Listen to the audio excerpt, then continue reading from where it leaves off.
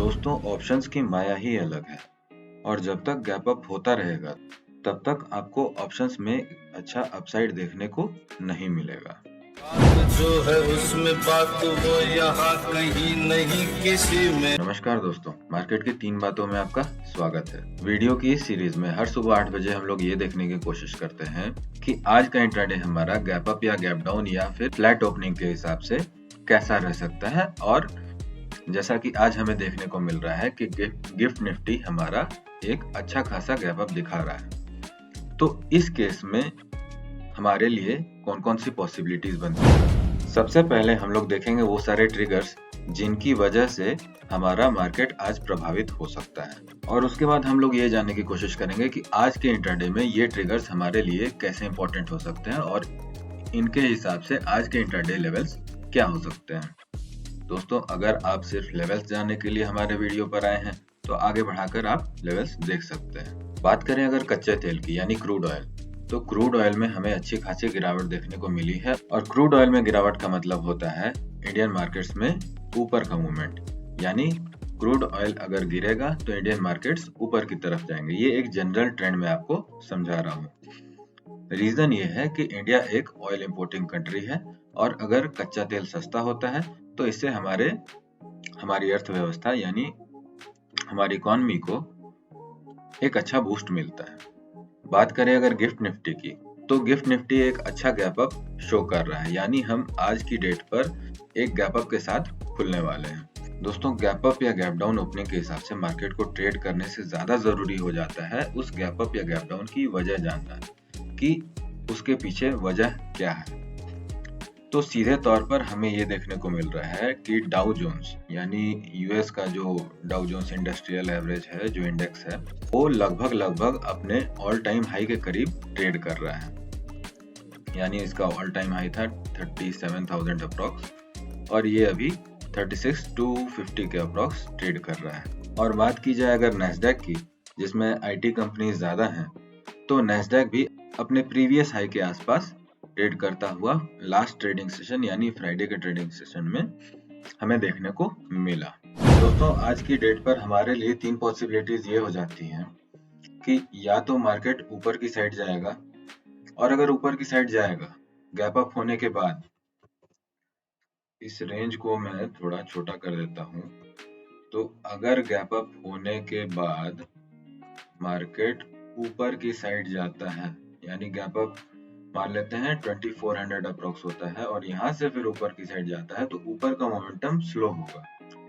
वहीं बात करें अगर करेक्शन की, तो अगर मार्केट में करेक्शन आने को हुआ तो जो प्रीवियस स्विंग हाई है यानी 20,300 के अप्रोक्स, यहाँ तक हम एक करेक्शन दे सकते हैं और फिर यहाँ से एक बाउंस बैक आ सकता है। मगर सबसे घटिया स्थिति होती है वो जिसमें मार्केट न ऊपर जाए और न नीचे जाए, और दिन भर जहां खुला है उसी के आसपास मूव करता रहे और लास्ट में क्लोजिंग दे दे।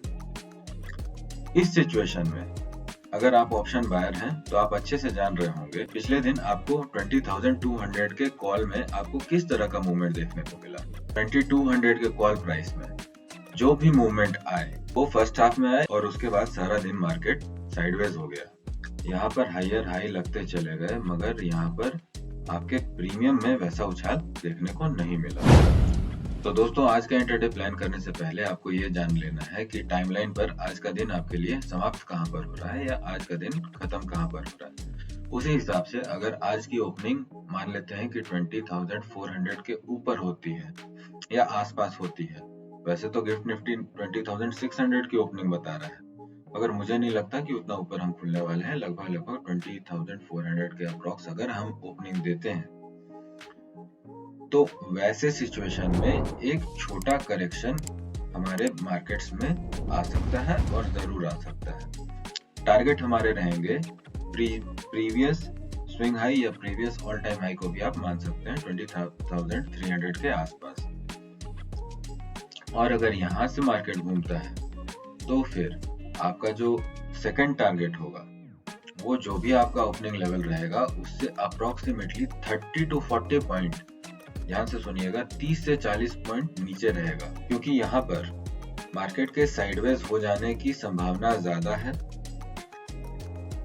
मार्केट एक लंबे समय से, अगर हम आवरली चार्ट पर देखें तो मार्केट एक लंबे समय से एक अच्छा खासा 19,800 के बाद अपवर्ड मोमेंटम दिखा चुका है। और यहाँ पर अगर आपके लिए कोई करेक्शन आ जाता है तो मार्केट के लिए अच्छा होगा, क्योंकि उस सिनेरियो में प्रीमियम जो है, आपके ऑप्शंस के प्रीमियम वो एडजस्ट हो चुके रहेंगे और वहां से फिर जो अपवर्ड मोमेंटम आएगा उसमें हमें अच्छा रन देखने को मिल सकता है। तो आज की डेट पर पहली पॉसिबिलिटी क्या हो गई कि मार्केट गैप अप के बाद ऊपर चलता चला जाए, मगर ये बहुत ही स्पीड में जाएगा, इसके चांसेस कम है।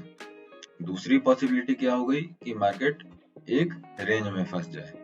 और बात करें अगर तीसरे पॉसिबिलिटी की, तो तीसरी पॉसिबिलिटी सीधा सीधी ये बनती है कि मार्केट पिछले लो को टेस्ट करे।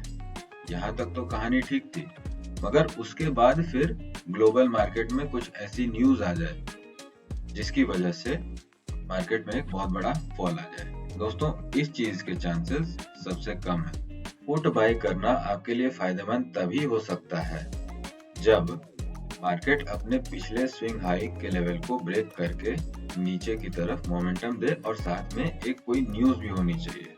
तो दोस्तों, आज के इंट्राडे के लिए आपके लिए टिप्स ये रहे कि आज का इंट्राडे अगर मूवमेंट आपका ऊपर की तरफ आता है तो आपको बहुत ही ज्यादा अलर्ट रहना है, क्योंकि रिवर्सल कहीं से भी आ सकता है। मगर अगर नीचे की तरफ मूवमेंट आता है तो उसमें आप पिछले स्विंग हाई को टारगेट मान सकते हैं और यहाँ पे आपकी पोजीशन साइज थोड़ी ज्यादा हो सकती है। दूसरा टिप्स ये रहेगा कि ऊपर के तरफ 25 to 30 पॉइंट्स ज्यादा से ज्यादा मैं बात कर रहा हूँ और नीचे की तरफ 40 to 50 पॉइंट्स का आप टारगेट मानकर चल सकते हैं। दोस्तों, वीडियो अच्छी लगी तो लाइक करें, शेयर करें, सब्सक्राइब करें। तब तक के लिए नमस्कार।